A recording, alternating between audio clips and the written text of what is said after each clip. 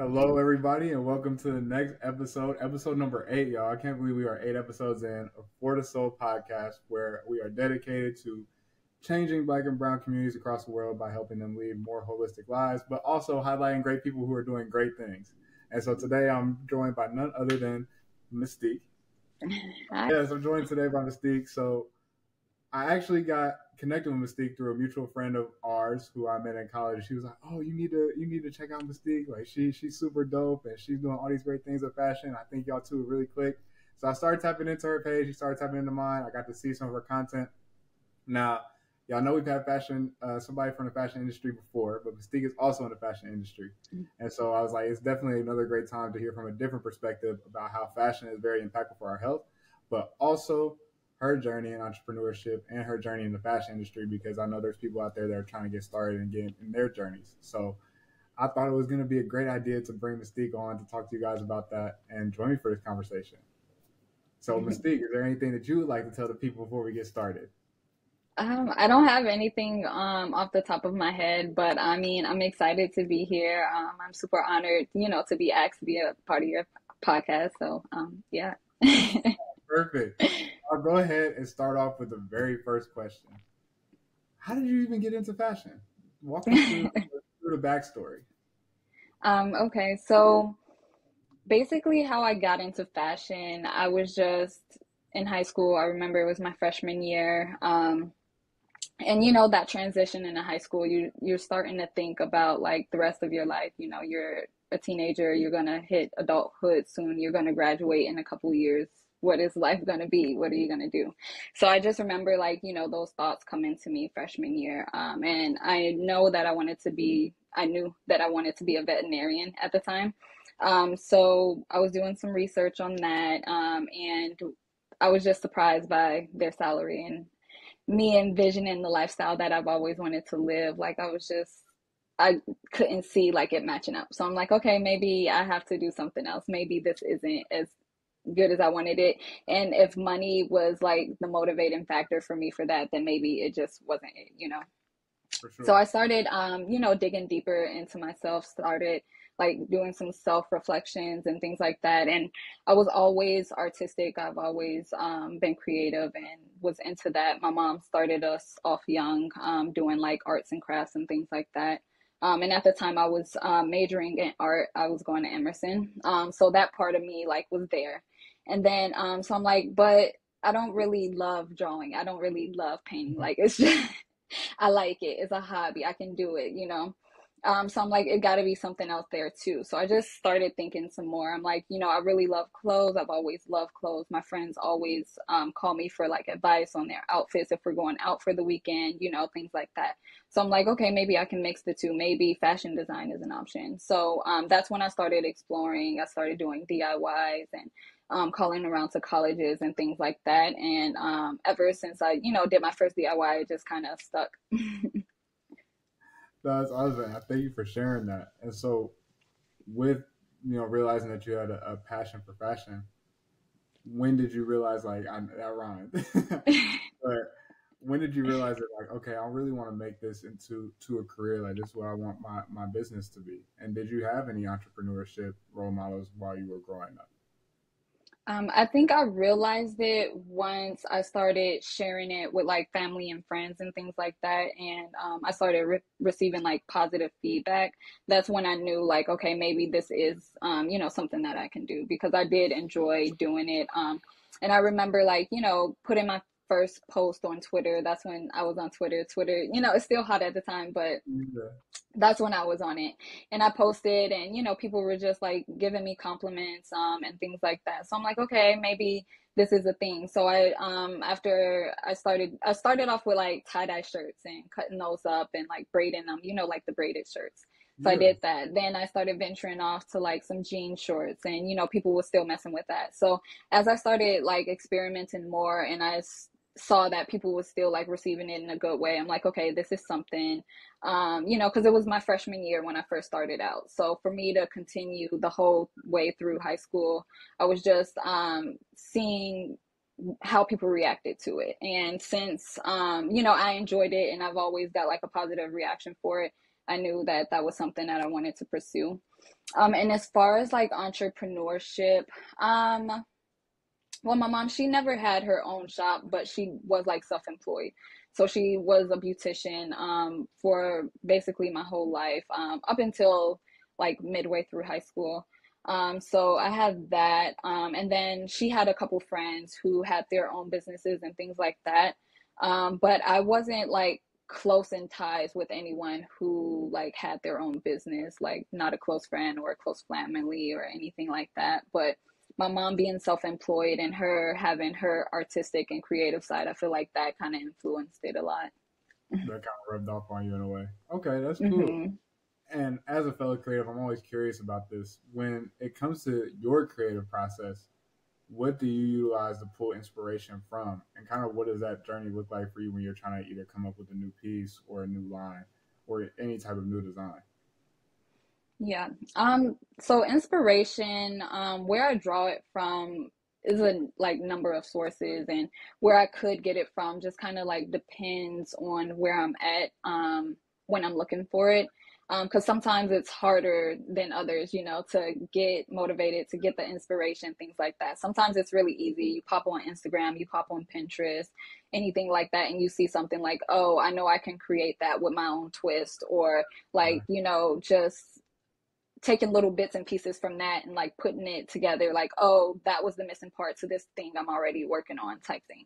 Like, you can get inspiration like that. But other times, like when it's hard to get inspiration, that's when I try to like pull from like natural sources, like either something like from my childhood that I've always enjoyed, or like I go for a walk and like try to find the little pieces of beauty like in nature, things like that. So it kind of just depends. But I, more times than not, post from social media, whether it's like art posts, it's just different things. I just it's not necessarily like fashion posts, but Yeah, anything that kind of like just appeals. fair enough. And I also do want to highlight the fact that you are a mother who has the most important job, the most toughest job on the planet. And so we had to salute you for that. But I wanted to Thank ask you. you, of course, how do your children inspire your art? My children, they inspire my art a lot. And now I think that they inspire it more, even more. And the inspiration now is different than it was before as well. Like when I first had them, they inspired me to like keep going, and to stay motivated and to like actually pick up the pencil or the sewing machine, whether it's 15 minutes that day or hour or anything like that. Like to just start being consistent with touching it and getting that going and making sure like I don't stop. So that was, how they inspired me in the beginning.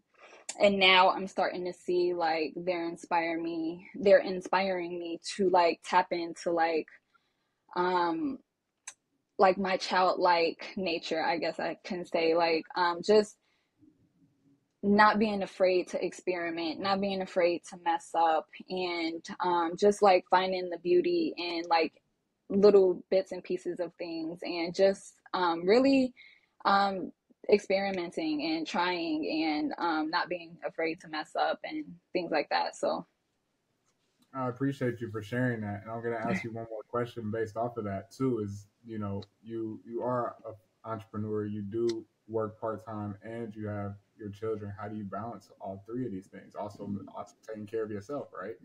right. Yeah, so the balance part, I'm honestly like still working on.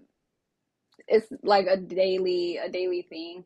Um, and with that, like I give giving attention to like all the things is different like each day. It depends on the day, like you know what I mean. Some days I might be able to sew for like 4 hours. Some days I might be able to sew for 1 hour, or things like that. It kind of depends. Or in the same like sense with my children, like if I have a deadline with a project coming up, like I have to make sure I still get time with them, but I just wouldn't be able to spend like 5 hours with them Of course. this day if I have things like that.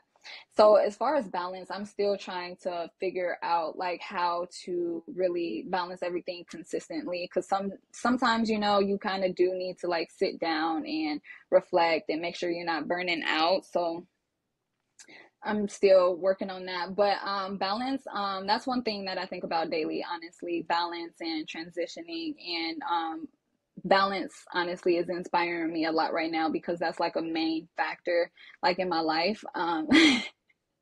With having all of those things and trying to make sure it all stays balanced, because when it does feel balanced, you feel better, so it's like just trying to make sure you stay feeling good. So that is really like a center point in my life right now, and I'm honestly using that as inspiration, in my upcoming pieces. So And that's actually going to lead me to my next question. Is just like, how do emotion, the stages of your personal life, come into your clothes or whatever designs that you're making?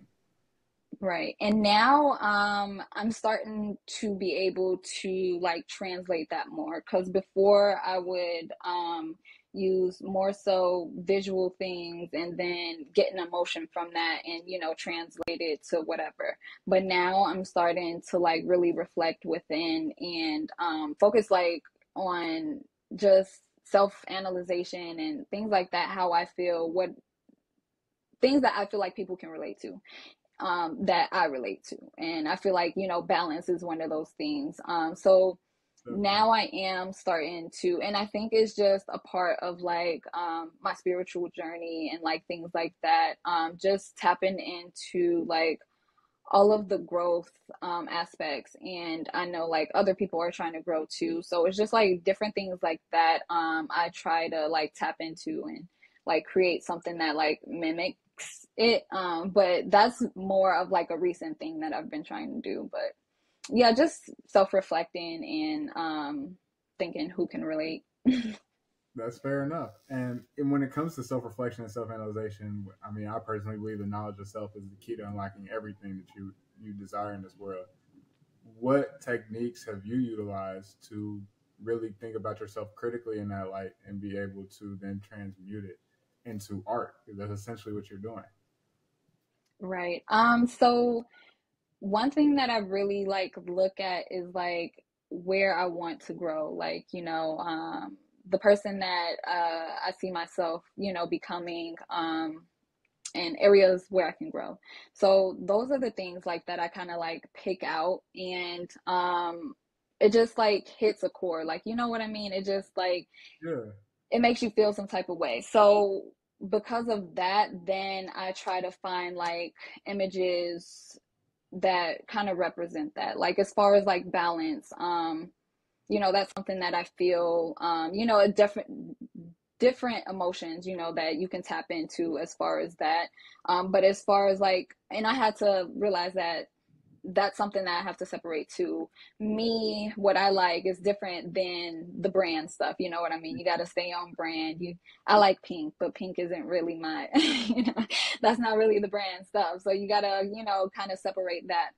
So keeping that in mind, I just, the emotions, the feelings is, you have to keep it on brand, but I would look for images like, balance and art. So I would look at art paintings, where it's a lot of splatters over here, but not that many over here. Or it's like a bunch of circles and squares and triangles, like mixed or stacked, or, things like that. Or you could just look at photography as well. Like how is the layout of the photo that they took? Like, is it a lot of imagery down here and like blank space up there? Like, it's different things like that that I kind of look for as far as like when I say like, oh, balance or transitioning. And like transitioning could be like waves, how like, or like when you throw a pebble in the water and you see like all those circles. So I just try to find images that those words come to my mind when I find them. And kind of going into, I know that you pull inspiration from these different stages in your life, and so what role does seasonality and even really the frequency of when you're putting out a new line or design, how does that play a role in your creative process? So that I'm still trying to figure out. because being like a small brand and me creating like all the pieces, it being handmade, it really plays a part. And the fashion industry has its fashion calendar, and you want to be able to like be a part of that and play, because you want to feel like you're in the industry, so you want to like play to their standards. But it's just kind of, I don't want to say impossible, but it's hard when, especially if you're not using manufacturers, it's just you working on the pieces and they're being handmade. So I kind of like ran into that like head on in the beginning, and I'm starting like to accept that I just have to do things differently, and that's okay. Everybody has their own route, and that's fine. Just because I can't do it the way that everyone thinks is acceptable or the right way doesn't mean that my way is wrong. So as far as like creating pieces, I'm still experimenting with that, and I'm kind of like grateful that I am still small and that I can still experiment and mess up and things like that, because every time I drop something, I try a different strategy, I try a different, like, I just switch it up to just keep trying to see what works, what don't work, or what worked a little bit, or things like that. Yeah. So as far as like dropping pieces, I'm trying to stay consistent enough to drop each season. Okay. So that's what I'm doing. But as far as like how many pieces I'm going to drop may change, or I might instead of dropping three at once, I might drop like one and then keep, one after another, instead of like dropping all three at once, or so stuff like that I'm still experimenting with. Fair enough. Fair enough. It's all a part of the journey. And Right.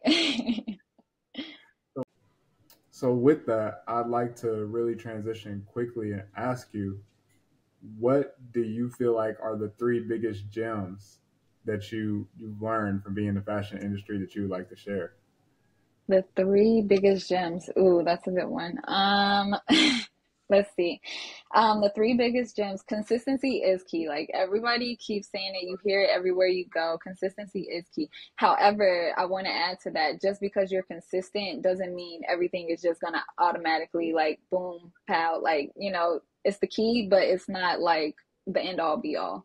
So consistency definitely is key. The more you get consistent, the more you can practice, you'll see results, you'll have like stuff to analyze. And people will just like keep hearing your name. Like that's one thing that I've noticed. Like the more you're in front of their face, the more you're gonna be on the top of their mind. Like a lot of my stuff has been like word of mouth, even when I like wasn't posting, you know what I mean? So it's just like the more you're out there, the more you keep putting your name out there, the more people are gonna like remember you. So consistency is key. And let's see. Mm, Mental health matters. Mental health matters. It is hard to be creative or work on anything like that when you're not like in a good mind space, whether it's creative or not. Just getting up and doing what you have to do, I think that you should be in a great mindset, and I think that creating comes easier when your mind isn't like clogged with doubt or negativity, or you're not like extremely exhausted or anything like that. And then another one, networking and community, Yeah. definitely a big definitely a big factor. Having those people in your corner, and definitely treating the people who are in your corner by choice like gold, because like we always have those people like we want them to notice us, we want to grab their attention, this and that, and we spend a lot of time trying to like do that. But those aren't the people that are gonna those are not the people that are gonna like gravitate to you or support you like just purely off of genuine energy. Like the people who are there that come to you, like those are the people that you need to like really treat special and connect with and harbor those connections, and just try and reach out to other people, see if you get that energy back, and like harbor those people as well, because it really matters. Like those two little shares that those two people keep, it's just like it adds up. So it And then you start to slowly but surely build your community. So, you know, you those people will show up to your pop-up shop if they're nearby, not the people who you're trying to constantly grab their attention. So For sure. And I want to pause there and give a huge shout out to Sydney. She's been super, super supportive. I'm yes. sure as much for you as she has been for me. So I definitely, Yes, I love Sydney. She's yeah, amazing. love Sydney too. Thank you so much for supporting us. So Yes. I'm going to transition a little bit. Before I ask you the flip side to that, I want to kind of pull in on something that you mentioned earlier, the social media versus the in person. How influential has social media been in building your brand, or do you feel like it may have been more so the in person that has drawn you? I know you said the word of mouth has also carried you a lot as well. Just kind of curious Mhm. what social media's role has been in your brand's development. I think social media has been like the root to it all. I haven't really done any in-person events. I've done like a fashion show, and I've worn like my stuff out and had people approach me. But other than that, it's been like really just social media, and like people seeing me on there and telling their friends or telling their family. And I'm not sure like who the people are that they'll just be like, hey, someone gave me your Instagram, they told me this and this, like, okay, so I would talk to them about that. But I did make a lot of connections when I did do the fashion show, and doing like more in-person events and like pop-ups and things like that is really on my to-do list. It's been on my to-do list for a minute. So I do think that that is very important as well, and that will lead to a lot of stuff as well. But as far as right now, it's definitely been like purely social media, and more so Instagram than anything. Fair enough. No, I was just really curious about that. So now I'm going to ask you the flip of that, or the Mhm. flip of the previous question. So, what are some of the three, or maybe not even three, whatever you felt like has been the most challenging things for you in your journey in the fashion industry and entrepreneurship in general that you'd like to share? One of the most challenging is yeah, it is a couple. Consistency is like one of the hardest things. And not being consistent like with touching like, designing or like sketching, touching the sewing machine, things like that. I kind of like conquered that like early on. Before anything, before I even like started back posting or anything like that. I had like a little calendar that I would like mark and be like, you worked on it this day. That's how many hours you put in. You worked on it this day, or you didn't touch it that day. So showing myself like how much I worked on it is what led me to like actually touch it every single day. But being consistent when it comes to like, I guess like marketing, you can say, because that's basically what content is nowadays. That's kind of like harder for me because that's a different ball game, and you kind of teaching yourself how to do it. So it's just like, because you have to create the content, edit the content, post the content, and be in that loop the entire time, or you're not going to have any more content to post. So it's like as I'm like editing and posting, I don't really keep up with making more. So trying to be consistent in that area is what I'm working on. And then one thing also that I'm working on is what is it called? I'm sorry. No, It's you're fine. it's like when you don't think you're like as good, like what is it? Oh, What more is like it? imposter syndrome in a way. There we go. Yep, you got it. Imposter syndrome. Yes, I'm definitely working on imposter syndrome.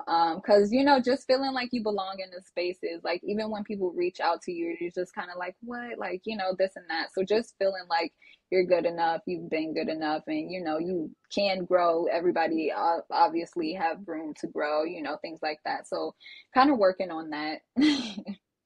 That's definitely fair enough. I still even cringe sometimes when people call me chef. I'm like, no, I'm not that big. You know what I mean? I want to ask Mhm.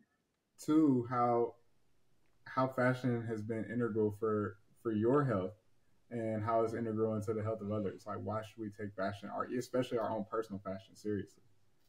Yes. Fashion has helped me as far as, like it just makes me feel good. You know what I mean? And I feel like other people can relate to that. You know, like when you feel good on the outside, you see yourself and you think you look nice. Yeah, It gives you higher self-esteem. You think other people think you look nice. And especially like, if you go out and you get compliments and people like really like, "Oh, I really like that. Oh, you look really nice." And things like that. You feel better. You feel like, okay, people see me like I am, yeah, this person. so so I feel like it helps as far as like, mental aspects go. And I feel like, the more people buy clothes that align with them and their true selves, and try to be creative and things like that, then I think they will start to feel better too. And I think that it just translate across like your life. You feel better on the inside, and so you are nicer to people now, and you're just putting out that energy and attracting that energy back. So I think like it kind of helps that way.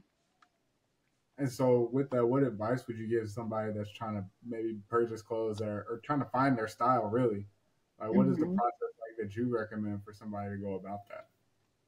Yeah, for someone who's like trying to find their style, I would tell them to do like a lot of self-reflection and just like kind of look inward and kind of dig deep if you have to, like go back to childhood things, because sometimes as you're growing, you're kind of tacking on to different people and absorbing their energy and things that they're like, and you didn't even know that you were doing that. So just doing a lot of self-reflection and going back to childhood, like, oh, I've always liked fluffy things, so let me get like like a faux fur skirt, or something like that.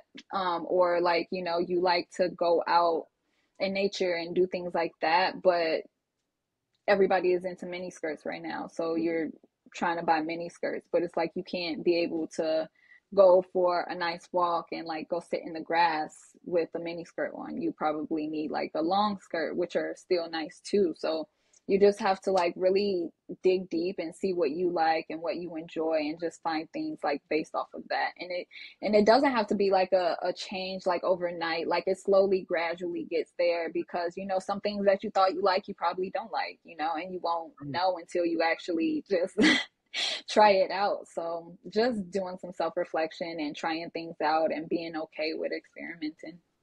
Most definitely. When it comes to trends, how important is maybe social media trends, things that you see on the internet? How does that play a role when you're coming up with your design? And really, how does it even play a role in our personal fashion when we're trying to figure out what our style is? I feel like trends should not play a part when you're trying to figure out your personal style. However, with the way that the world is set up right now, I don't think that's mostly the case for everybody. But when it comes to like me designing and things like that, I do take into consideration trends. I don't want it to be like just the trendiest thing that I've seen.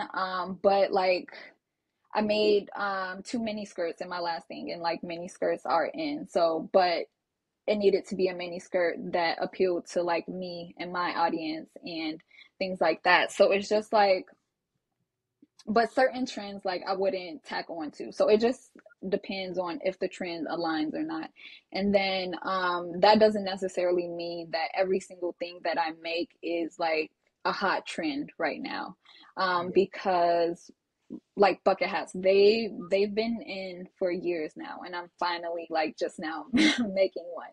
So it plays a part, but it's not like the end all be all. It just, I want to be able to see like people wearing it in this time type of thing. of course. And I'm going to end, I have one more question I'm going to ask you. And we all have life journeys and lives outside of the businesses that we run. Mhm. And I really am curious if there's just one piece of advice that you learned along your life path and your life journey that you would like to share with everybody for them to utilize. What would it be? One piece of advice. You got more than one school. Let me think. Well, The only thing that I can really think of is just like your mental health and like your spiritual path. And I know like a lot of people may or may not be spiritual, but I think like having something like that to fall back on is really important because it kind of like gives you your why. Why am I doing this? Why am I here? Why, like that type of thing. So it just, I feel like paying attention to yourself, your mental health, and having like a spiritual journey, I think is really important because it just keeps you like aligned, and it keeps, and I think like self growth and like happiness is like something that we all like crave and want. And I think that paying attention to your mental health and who you keep around and how you feel, I think those are like key factors into making sure that everything is like aligned throughout your life. Most definitely. I appreciate that answer. And you actually just sparked another question. I'm sorry, but I have to ask you No, you're because fine. and so how do you keep yourself aligned to the source? Um, I keep myself aligned by doing like meditations and things like that. It's multiple things, but when I feel like really out of whack, like I really do have to like sit down and like unclog my head because it could be like a lot of like negative thoughts going on, and that could really interrupt what you have going on like on a day-to-day basis. So Sure. meditating, paying attention like to my thoughts, like if I notice like I have a lot of negative self-talk going on, then I really have to like just see what's going on, like why am I talking to myself like this, what is, or if I like feel crazy, like anxiety or like some of the emotions like I honestly don't even know the word for, but it's just like you feel weird, like you're not really depressed, you're not really anxious, right? You're just off. So it's like, what is going on? What happened? So paying attention to like the choices that I make, what I've been doing throughout the day, Yeah. and what I've been consuming on social media, who I've been talking to, what they've been going through, and have the choices that I've been making, are those aligning with the person that I see, like that I'm trying to climb to be, you know what I mean? Is Yeah. me going out Friday night with my friends instead of like working on this project that I know I have to finish, is that aligned with getting, you know what I mean? Do I need a break from the project, or am I supposed, so it just really it really depends. I highly resonate with that. I think that it's very important. Like we had to delay our gratification. I know for me too, when it comes to consumption, you're absolutely right. What we're listening to, for me, it's like if I know I haven't been eating normally, I know that can kind of Mm-hmm. throw me off the track. I also try to make sure like I fast one day a week, like 24 hours no food, just to kind of help me get realigned and recenter with my emotions, with my mental before trying to tackle out the week again. And sometimes even extending that 24 hours to some longer periods if I really feel like I need a reset, like a full reset. Mm-hmm. So definitely Mystique gave y'all some gems on that. So I really hope you were taking notes. But we have come to the end of the interview, so I want to roll out the carpet for you and let the people know what you have going on and where they can. Right now, yeah, right now I do have something going on. I'm not going to tell you guys too much, but just be on the lookout for July and August. It's something, it's big for me. One of the biggest things that I feel like has happened in my career this far. So definitely be on the lookout for July and August. And then I also have a piece or two that I may drop in August as well. So those are basically what I'm working on right now. Fair enough. And where can they find you on social media? Or You guys can find me at mystique.thebrand on social media. Mystique is Misteke. awesome. Well, we want to give a special shout out to Mystique for joining us today and taking the time out of her busy schedule just to come and drop these gems for y'all about the fashion industry, about life, motherhood, entrepreneurship, everything. So I hope that y'all were able to pull something out of this interview. If you really liked it, make sure that you like, comment, share, subscribe, and make sure you hit the notification bell or wherever you're at, turn on the notifications so you don't miss out on any more content. And if you want to stay up to date with me, y'all know where to find me. We have a lot of great things coming on the pipeline. I'm similar to Mystique. Like there's some big things on the horizon. I just can't speak on them yet until they completely unfold. My grandpa always told me, "Don't tell people where you're going. Tell them where you've been." So stay true to that. But I want to thank you again, Mystique, for coming in with us today. And to everybody in the audience, we'll see y'all next time. Peace. Peace.